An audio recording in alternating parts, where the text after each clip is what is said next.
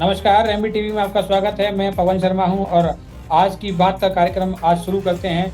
हमारे साथ में वरिष्ठ पत्रकार और मून टीवी के जो एडिटर इन चीफ हैं, राजीव दीक्षित जी हमारे साथ में हैं। दीक्षित जी, बहुत-बहुत स्वागत है आपका सबसे पहले इस लाइव प्रोग्राम आज की बात में। जी, धन्यवाद पवन जी, आपने मुझे मौका दिया आपको अपने चैनल पे आने का। इस बात के लिए आपको सर, आभार। आज हम एक विशेष मुद्दे को लेकर आपसे बात करने वाले हैं। जो विशेष अभी ज्वलंत मुद्दा जो है, नीट के एग्ज़ाम को लेकर जंतर-मंतर दिल्ली पर जो धरना चल रहा है, उसमें एक विशेष बात निकल कर ये सामने आई कि जैसे ही ये जो सीजेपी का धरना था, वो गैर राजनीतिक कहा जा रहा था। उसमें प्रदर्शन के बाद जैसे ही संसद कूच की तरफ संसद कूच किया छात्रों ने, वो ये उसमें कई राजनीतिक पार्टी के लोग जुड़ गए, जिसमें मुख्य विपक्षी नेता राहुल गांधी, समाजवादी पार्टी के अध्यक्ष और पूर्व मुख्यमंत्री अखिलेश यादव के साथ-साथ आज़ाद समाज पार्टी के चंद्रशेखर आज़ाद भी उसमें जुड़े। उसको लेकर जो प्रधानमंत्री मोदी के आवास के सामने जिस तरह का प्रदर्शन हुआ, उसको लेकर अब जो भाजपा है वो हमलावर है विपक्ष के ऊपर।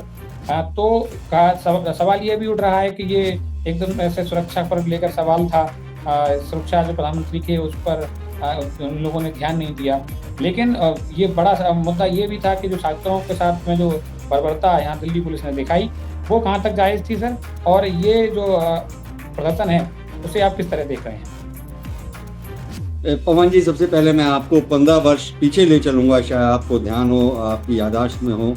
अन्ना हज़ारे का मूवमेंट हुआ था दिल्ली में और जी, जी। उसमें उसकी गूंज पूरे देश में सुनाई दी थी और काफ़ी लंबा अनशन चला था अन्ना हज़ारे का।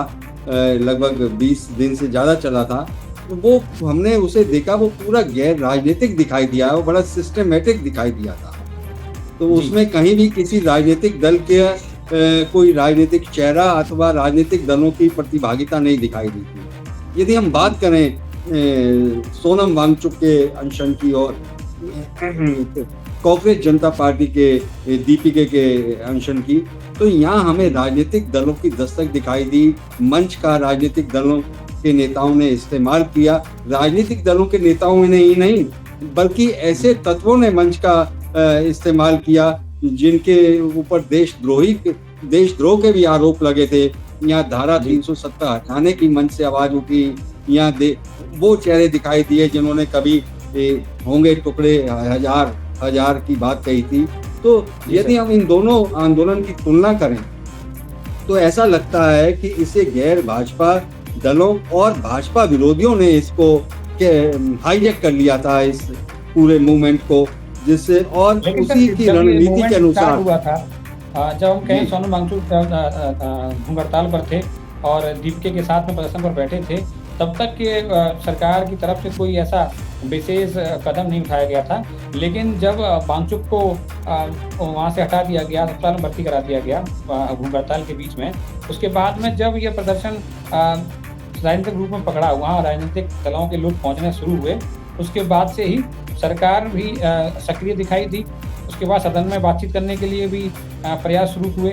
आज बातचीत भी हुई है।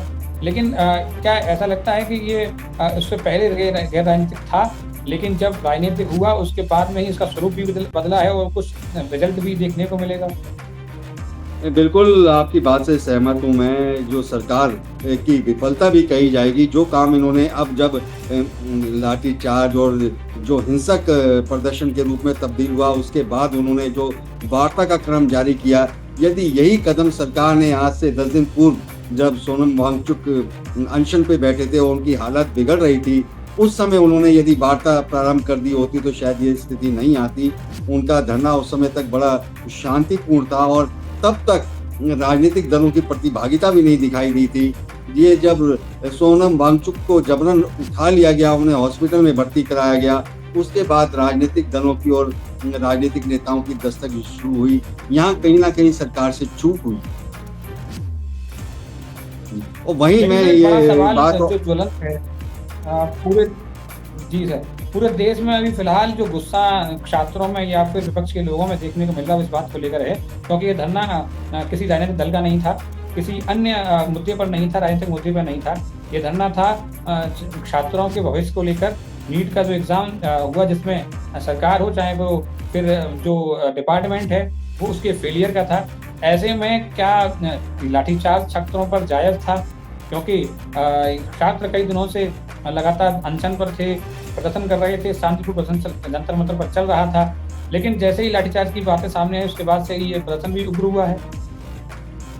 बिल्कुल यहाँ सरकार की चूक हुई है।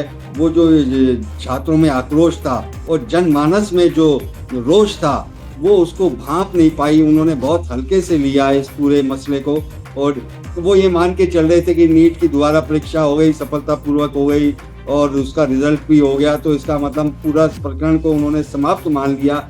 लेकिन उसे समाप्त नहीं कहा जा सकता।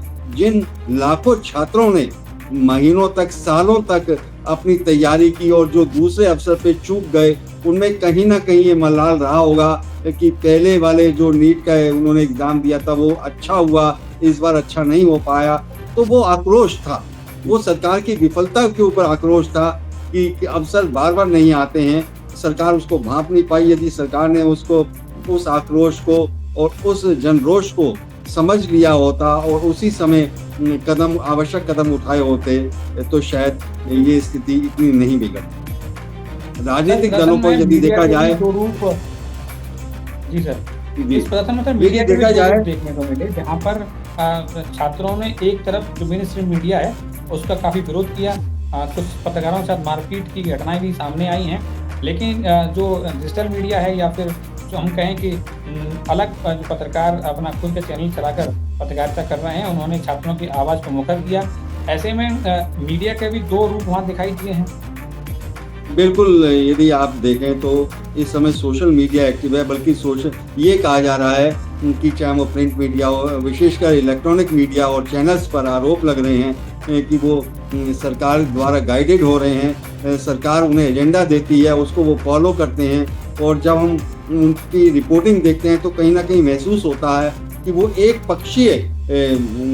पक्षीय या सरकार के रवैये को समर्थन देने का, उसको सही बताने का प्रयास करते नजर आते हैं। तो इस बात से बिल्कुल मैं आपको सहमत हूँ।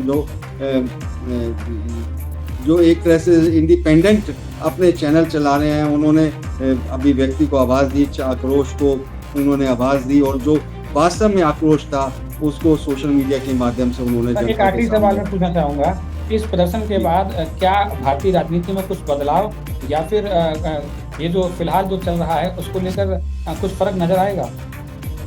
देखिए, यदि केंद्र सरकार ने और विशेषकर प्रधानमंत्री मोदी ने इसको सही तरीके से टैकल नहीं किया और इसकी गंभीरता नहीं समझी।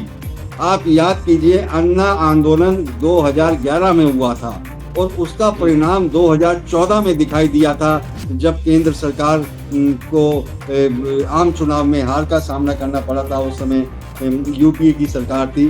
तो जनता की नब्ज को समझना, जनता की जो मन में चल रहा है उसको समझना एक कुशल राजनीतिक का परिचय होता है, कि यदि वो समझ ले, जनता की नब्ज समझ ले। कहीं ना कहीं ये सरकार अभी विफल रही है, वो ये मान के चल रही है कि कुछ भाजपा विरोधी तत्वों का आंदोलन है। यदि आप देखें, आम जन चर्चा इस समय वो बहुत ज़्यादा सरकार को समर्थन नहीं करते हैं इस मसले पर। वो मानते हैं कि कहीं ना कहीं अन्याय हुआ है, छात्रों के साथ अन्याय हो रहा है, और लगातार जो परीक्षाओं की विफलता हो रही है संचालन में, उसमें वो सरकार को दोषी मान रहे हैं। जी, बहुत बहुत धन्यवाद सर अपना समय देने के लिए। और तो एमईटीवी की इस खास प्रोग्राम आज की बात में आज के लिए इतना ही। फिर किसी नए मुद्दे के साथ होगी मुलाकात, तब तक के लिए नमस्कार। नमस्कार।